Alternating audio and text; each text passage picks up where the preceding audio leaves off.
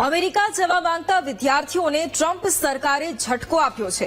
અમેરિકાની ટ્રમ્પ સરકારે અમેરિકન વાણિજ્ય દૂતાવાસોને નવો નિર્દેશ જાહેર કર્યો છે, જે હેઠળ તાત્કાલિક અસરથી સ્ટુડન્ટ વિઝાની ઇન્ટરવ્યુની નવી એપોઇન્ટમેન્ટ અટકાવી દેવામાં આવી છે। US secretary of state Marco રૂબિયોએ વિશ્વભરના અમેરિકન દૂતાવાસોને વિદ્યાર્થી વિઝા માટે નવા ઇન્ટરવ્યુ શેડ્યુલ ન કરવાનો આદેશ આપ્યો હતો। કોન્સ્યુલર વિભાગ આગામી માર્ગદર્શિકા જારી ન કરે ત્યાં સુધી વિદ્યાર્થી, વ્યવસાયિક કે પછી એક્સચેન્જ વિઝિટર વિઝા માટેની મંજૂરી નહીં આપવામાં આવે। આ પ્રતિબંધ એફ, એમ અને જે શ્રેણીના વિઝાને લાગુ પડે છે, જેમાં મોટાભાગના આંતરરાષ્ટ્રીય વિદ્યાર્થીઓ અને એક્સચેન્જ મુલાકાતીઓનો સમાવેશ થાય છે। એવું કહેવામાં આવી રહ્યું છે કે વિદેશથી આવતા વિદ્યાર્થીઓ અમેરિકામાં સુરક્ષા માટે ખતરો ઉભો કરી શકે છે અથવા યહૂદી વિરોધી વાતાવરણને પ્રોત્સાહન આપી શકે છે। અમેરિકા આવતા વિદ્યાર્થીઓના સોશિયલ મીડિયા પ્રોફાઇલ્સની કડક ચકાસણી કરવાના પણ આદેશ આપ્યા છે।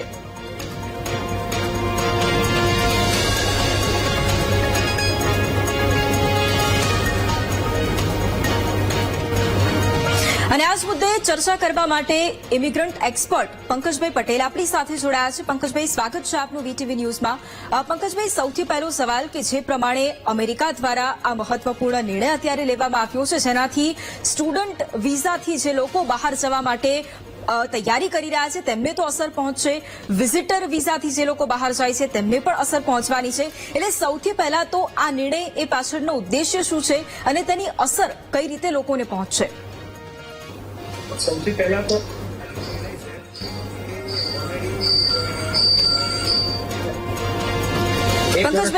આ જ નિયમ એ લોકો લાવ્યા હતા અને જે છે એ મેસેજની અંદર એ લોકોએ બહુ જ ક્લિયર આપ્યું હતું કે આ રીતે સોશિયલ મીડિયા જે પણ ઇન્ફોર્મેશન કોઈ પણ સ્ટુડન્ટ વિઝા એપ્લિકેશન અરજી કરે છે, હવે એનો સોશિયલ જે ડેટા છે, ફેસબુક છે, જેટલા સોશિયલ હેન્ડલ્સ છે એ ચેક કરવામાં આવે અને એમાં એને અમેરિકા વિરોધી કે કોઈ પણ જે ટેરરિસ્ટ વિરોધી, ટેરરિસ્ટને સપોર્ટ કરતી કોઈ પણ લિંક અથવા તો કોઈ પણ ઇમેજને લાઇક કરેલી હોય તો એવું માનવામાં આવે છે કે આ વ્યક્તિ પણ આતંકવાદી ગતિવિધિઓ સાથે જોડાયેલો છે અથવા તો એ ભવિષ્યમાં આવું કંઈક કરી શકે છે। ઓન ધેટ ગ્રાઉન્ડ એ લોકોએ આ 1 વર્ષ પહેલા પણ નિયમ લાયા હતા, પણ આટલું સ્ટ્રિક્ટલી ઇન્ફોર્મેશન નથી કે તમારે હવે આજનો જે ન્યૂઝ છે એ પ્રમાણે તમારે બધા જ સોશિયલ મીડિયા હેન્ડલ્સની બધી જ ઇન્ફોર્મેશન તમારે વિઝા એપ્લિકેશન્સમાં આપવી પડશે। વિઝા ઓફિસરની પાસે બધું એક્સેસ હશે, એ તમારે બધી જ ડિટેલ ચેક કરશે અને એમાંથી કોઈ પણ જગ્યાએ તમે કોઈ પણ કઈ વસ્તુ લાઇક બી કરી હશે તો એ બેસિસ ઉપર પણ એ લોકો રિજેક્શન કરી શકશે। આ વસ્તુ હવે કમ્પલસરી થઈ ગઈ છે। પહેલા 1 વર્ષ પહેલા આ ઇન્ફોર્મેશન એ લોકો લાવ્યા હતા પણ એ ચેક નતા કરતા, હવે કમ્પલસરી છે। એટલે ઇમિગ્રેશનની અંદર એવું થશે કે જે આખું એ લોકોનું સોફ્ટવેર છે, વિઝા એપ્લિકેશન ફોર્મ છે, એમાં આ બધી ઇન્ફોર્મેશન હવે ફીડ કરવાની આવશે।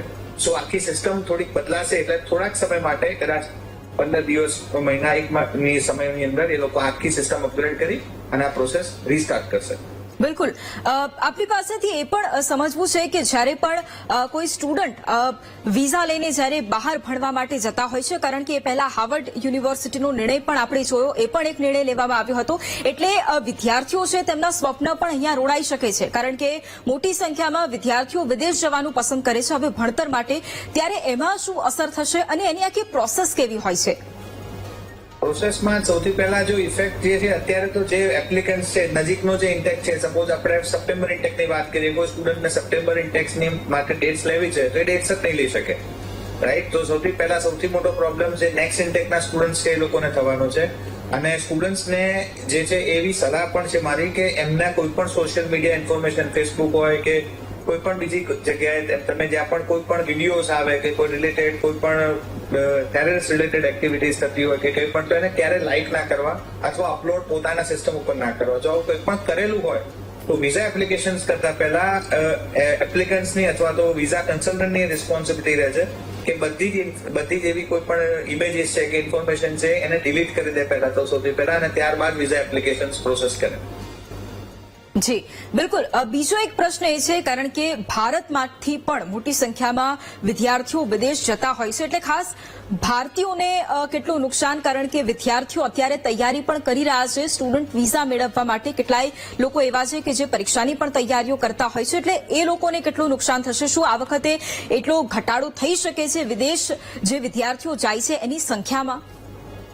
ઓવરઓલ પ્રોસેસમાં એવું થયું છે કે લાસ્ટ યર જે છે કેનેડા આ જ રીતે આપણે કેનેડામાં પ્રોબ્લેમ્સ થઈ રહેલા, વર્ક પરમિટ્સ બંધ કરેલી, તો ઓવરઓલ લાસ્ટ યર એવો ટ્રેન્ડ હતો કે કેનેડાથી લોકો વધારે સ્ટુડન્ટ યુએસ તરફ એપ્લિકેશન્સ કરી રહેલા હતા. હવે એ પરિસ્થિતિ થવાની છે કે યુએસ ને જેને લોકો પ્રાયોરિટી આપતા હતા એ પ્રાયોરિટી થોડીક ઓછી આપશે અને સ્ટુડન્ટ જે છે ભવિષ્યમાં ન્યુઝીલેન્ડ છે કે ઓસ્ટ્રેલિયા છે એવા કન્ટ્રીઝ તરફ એ લોકો પ્રોસેસ કરશે. અને ઇમિડિયેટ લોસ જે છે એ ફક્ત એવા સ્ટુડન્ટ્સને છે કે જે રિસન્ટલી એપ્લિકેશન કરી રહ્યા છે નેક્સ્ટ ઇન્ટેક માટે. એ લોકોને બહુ પ્રોબ્લેમ થશે કારણ કે બધું જ રેડી છે, તે છતાં તમે ડેટ નથી લઈ શકતા અથવા પ્રોસેસ નથી કરી શકતા અને ઓલ ઓફ સડન ડેટ નહીં મળવાના લીધે એ લોકોનો ઇન્ટેક ડિફર થશે. સપ્ટેમ્બરની જગ્યાએ કદાચ જાન્યુઆરી ઇન્ટેકમાં જવું પડે. જો આ પ્રોસેસ વધારે ખેંચાય તો આ પ્રોબ્લેમ થવાનું છે.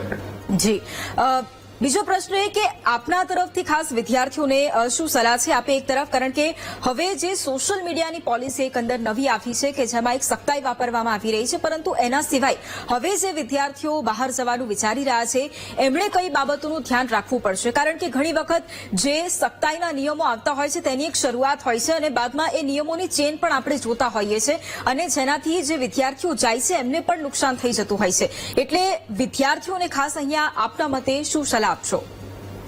સ્ટુડન્ટ ઇમિગ્રેશન માટે જો યુએસ ની આપણે ચર્ચા કરીએ તો યુએસ ઇમિગ્રેશન જે છે એની અંદર કોઈ પોઈન્ટ બેઝ સિસ્ટમ જે પરમનન્ટ રેસિડન્સ આપે ડાયરેક્ટલી એવી કોઈ પોલિસી છે નહીં.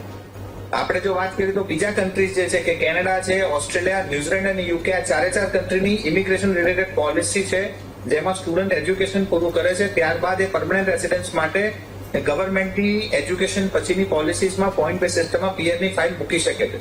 બાકી યુએસમાં આવી કોઈ પોલિસી નથી. કમ્પલસરી એને H1B અથવા બીજી કોઈ કેટેગરીમાં જોબ ઓફર મળે તો એ સ્ટે કરી શકે છે.